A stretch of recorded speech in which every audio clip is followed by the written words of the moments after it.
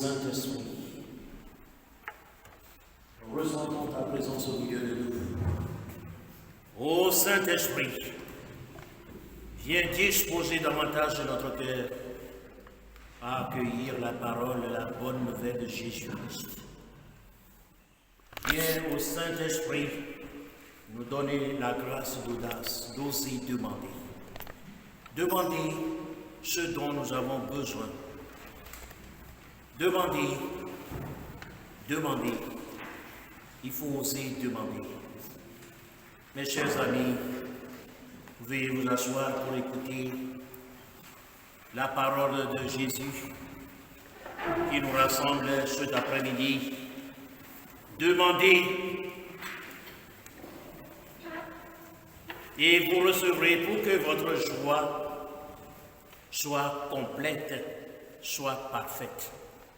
Ce qui veut dire, nous avons la joie, mais cette joie n'est pas totale. Cette joie n'est pas complète. Alors Jésus est venu compléter notre joie. Que notre joie soit vraiment la joie divine. Amen.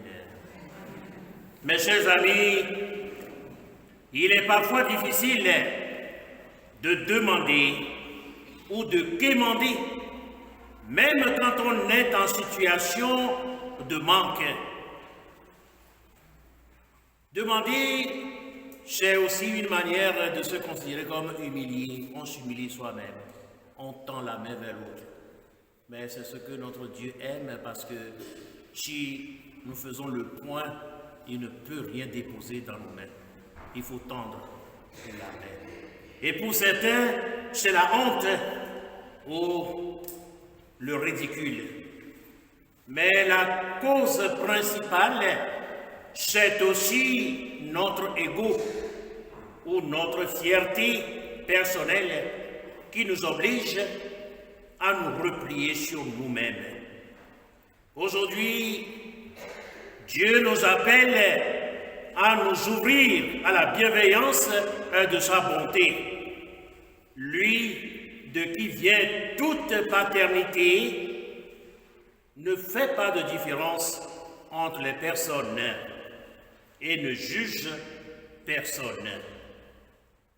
En Jésus, son Fils bien-aimé, il a toujours une oreille attentive, les mains toujours tendues ou les bras toujours ouverts pour nous écouter avec attention, combler nos manques de joie ou nous entrelacer et nous blottir sur son cœur, afin de nous approcher de lui sans crainte au nom de sa parole.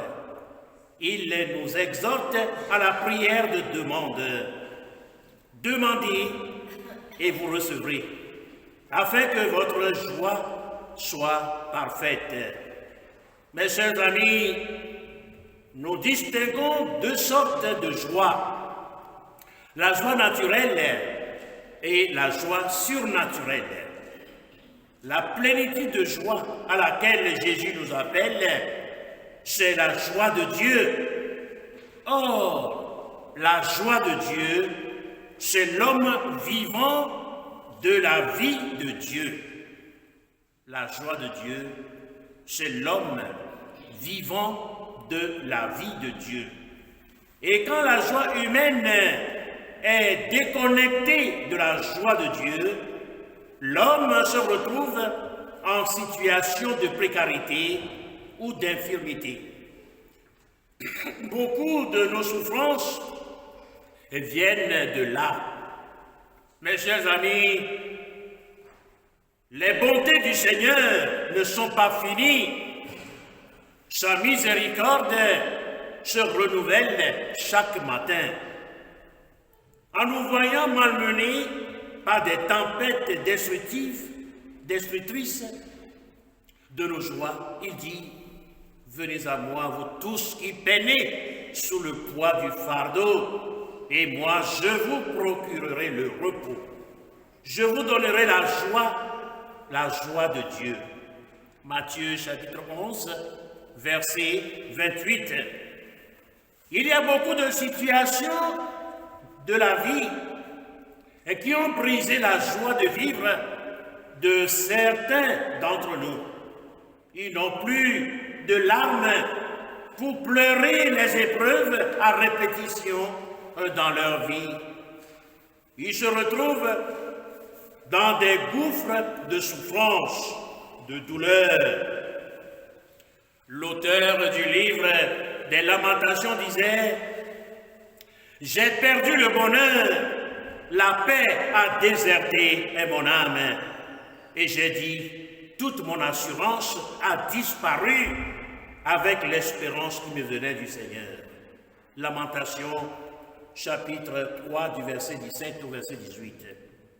Oui, mes chers amis, je vous fais une révélation tout à l'heure dans notre prière. Derrière, le Seigneur nous a donné une parole. Et cette parole parle de la paix. Ceux qui étaient là, vous vous souvenez encore. Oui, je vous donne ma paix. Je vous donne la paix. Et non pas ce que le monde donne. Et voilà, cette paix de Dieu a déserté notre vie. Alors le Seigneur est là. Il est là pour nous redonner cette joie. L'ennemi nous a volé notre paix intérieure. Ça peut être une maman dans l'assemblée, un papa dans l'assemblée. Oh, la vie familiale, c'est difficile. C'est difficile.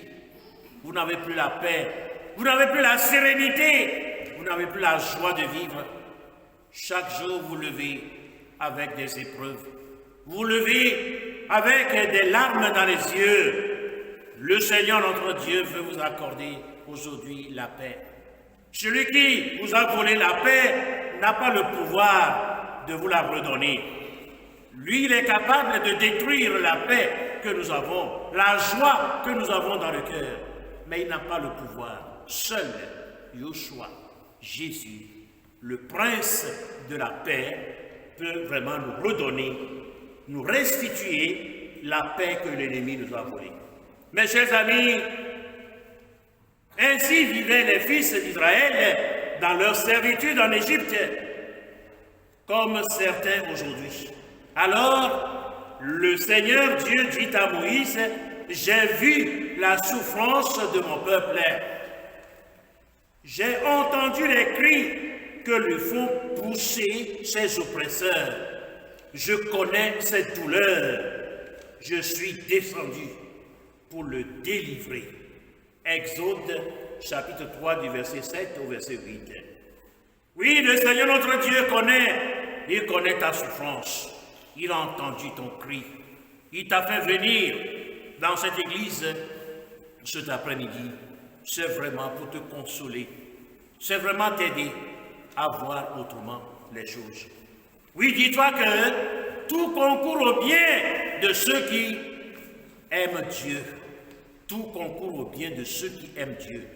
Même si tu ne trouves pas la solution au cours de cette célébration, je sais que vous aurez désormais la force de ne plus vous lamenter, d'offrir ces souffrances à Jésus. Oh mes chers amis, c'est ça, le Seigneur a vu. Il a vu ta souffrance. J'ai vu la souffrance de mon peuple. Parce qu'il est le Dieu éternel. Il est le même hier et aujourd'hui. Il est toujours présent et il voit toutes choses.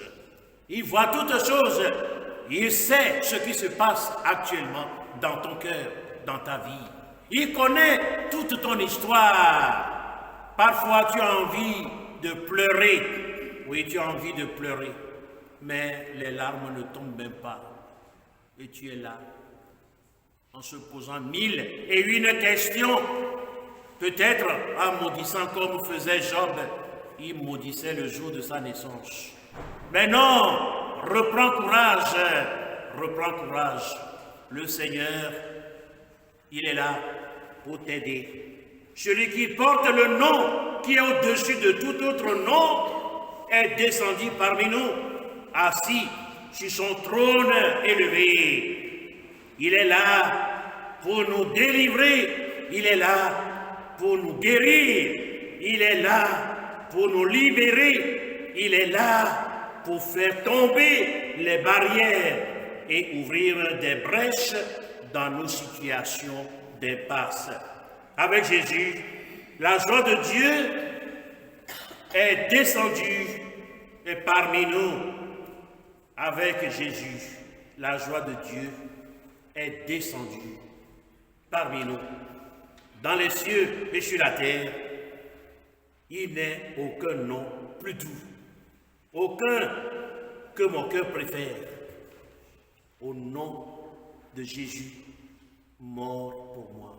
Jésus est le beau nom donné aux hommes en qui nous avons le salut. Et quand on dit Jésus, on doit savoir qu'il est déjà en action, parce que Jésus veut dire Dieu sauve. Dieu sauve, il est toujours au présent. Non pas Dieu a sauvé, il sauve ici et maintenant. Ici et maintenant. Mes chers amis, l'homme a perdu sa joie. Et Jésus est venu en tant que source de joie.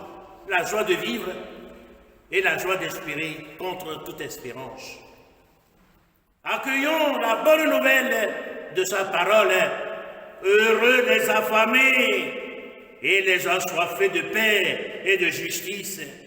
Ils seront rassasiés. Heureux les affligés. Heureux ceux qui pleurent.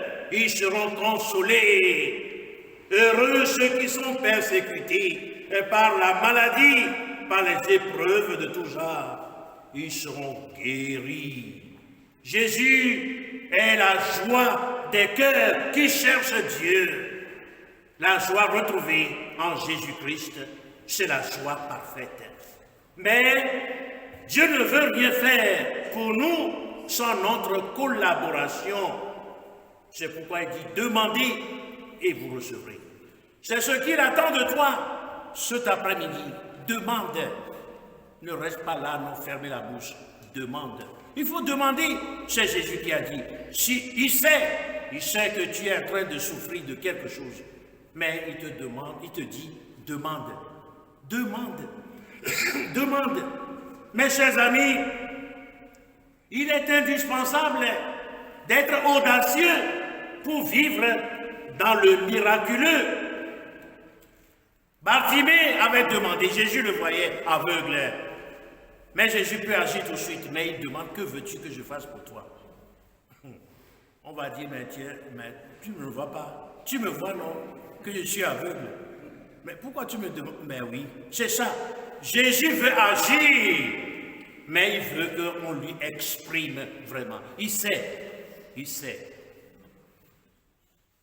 Oh, c'est magnifique, la parole de notre Dieu.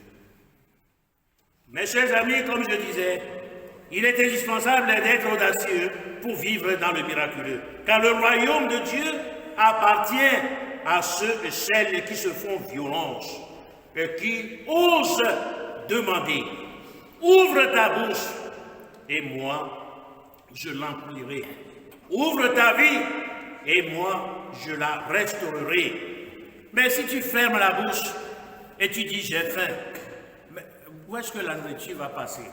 Mais ouvre ta bouche. Ouvre ta bouche, Dieu te demande cet après-midi. Ouvre ta bouche, ouvre ton cœur, ouvre ta vie et moi, je déposerai ce dont tu as besoin. Amen. Amen. Demandons la joie à Jésus dans nos diverses tristesses. Les trois hommes, Shadrach, Meshach et Abednego, chantaient des cantiques de louange et de joie dans la fournaise de feu. Waouh! Ils sont dans le feu, mais ils chantent, ils louent le Seigneur comme s'ils ne souffraient pas. Ça me fait penser même à Saint-Laurent. Saint-Laurent, on l'a ligoté, on l'a placé sur les grilles. Et ce côté, quand il s'est bien cuit, c'est bien cuit maintenant. C'est bien cuit. Il faut me tourner de ce côté. C'est ainsi. Pardon. Ils ont fait le barbecue avec un être humain. Vous voyez? Mais Laurent peut crier, oh je souffre, je souffre. Mais non, quand il voit que c'est bien cuit, il dit, mais tournez-moi, ici c'est déjà cuit. On le tourne encore. Non pas parce qu'il aime, Laurent aimait la souffrance. C'est pour dire qu'il offre sa souffrance à Dieu. C'est ainsi que toi aussi, aujourd'hui, offre ta souffrance, offre ta douleur, offre tout ce qui ne va pas dans ta vie à Jésus. Et sois heureux dans ce qui te fait vivre, ce qui te fait souffrir. Et tu vas retrouver la récompense. Oui, les trois hommes, ils chantaient la louange et pourtant, ils subissaient des tortures dans le feu. Et c'est là que le Seigneur lui-même est intervenu. Voilà. Le roi dit, Nabuchodonosor, mais j'ai demandé qu'on mette 3 hommes dans le feu. Maintenant, je vois 4 hommes. Mais le 4e, c'est Dieu qui est venu à leur secours parce qu'ils chantaient la louange de Dieu. Amen. La louange est une forme de prière. Celui qui loue rend grâce à Dieu en lui demandant son assistance. La parole de Dieu déclare, si tu traverses les eaux, je serai avec toi, et les fleuves ne te submergeront pas. Si tu marches dans le feu, tu ne te brûleras pas, et la flamme ne t'embrasera pas. Isaïe, chapitre 43, verset 2. Quand le roi Akaz s'était retrouvé encerclé par les 16 ennemis, Dieu lui dit de demander un signe pour être rassuré, qu'il ne l'abandonnerait pas. Demande en ta faveur un signe au Seigneur ton Dieu. Demande le moment venu. Une fois que tu as accueilli ces paroles, entre maintenant dans ton cœur, dans l'épaisseur de ta vie, et demande. Dieu lui-même veut que tu demandes. Ce n'est pas toi qui veux demander, c'est Dieu qui t'oblige, pas obligé, mais qui te propose vraiment que tu demandes. Demande-la. Demande-la. Oh non, moi-même je vais gérer. Mais tu n'arrives pas maintenant non plus. Combien de souffrances n'avons-nous pas dit, non, je vais gérer moi-même. Je vais gérer moi-même, mais la maladie est toujours là. Confie cette maladie. Si c'est la main, le poignet, invoque maintenant les souffrances que Jésus a eues quand il a été crucifié à la croix. Puisque la parole de Dieu nous dit, par ces meurtrissures, nous sommes guéris. Que les blessures, les souffrances de Jésus dans ses mains guérissent ton poignet. Si c'est le genou, Jésus est tombé par terre. Il s'est blessé. Que les blessures des genoux de Jésus te guérissent. Il a été bastonné. Mais si c'est les reins, la hanche, mais que la souffrance de la hanche de Jésus te guérisse. Si c'est le pied, mais il faut que les souffrances que Jésus a vécues quand on l'a crucifié, que ces souffrances, ces douleurs te guérissent aujourd'hui et pour la vie éternelle. Amen.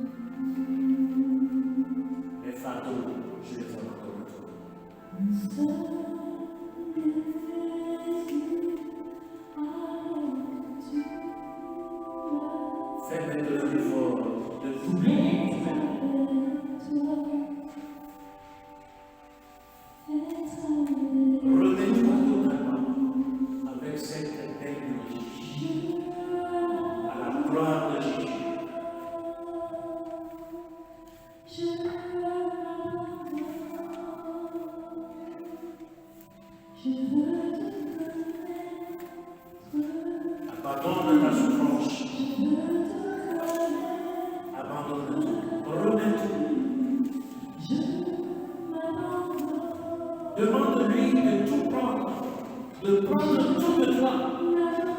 Il te donne tout de lui.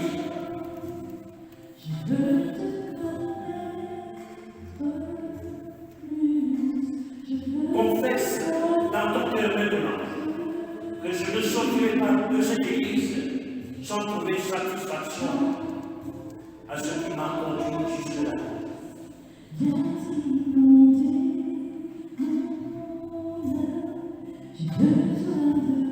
Tu sais que tu es en train de ressentir des frissons dans ton corps, dans ton âme. Oui, tu es en train d'être visité par la puissance de Saint-Esprit.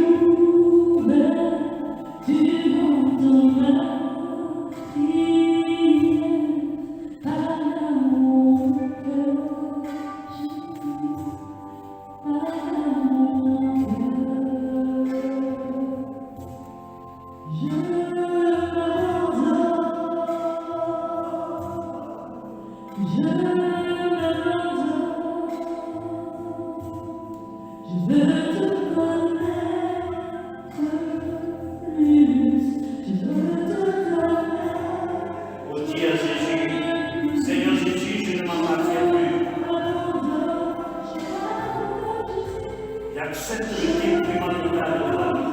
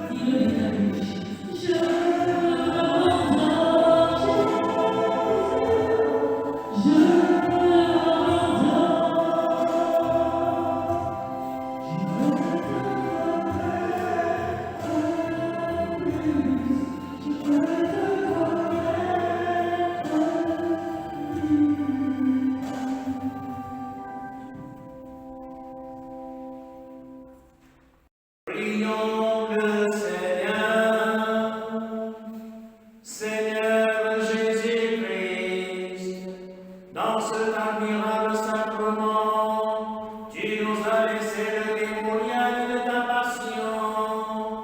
Donne-nous de vénérer d'un si grand amour le mystère de ton corps et de ton sang, que nous puissions recueillir sans cesse le fruit de ta rédemption. Toi qui vis et règnes avec le Père dans l'unité du Saint-Esprit, maintenant et pour les siècles des siècles.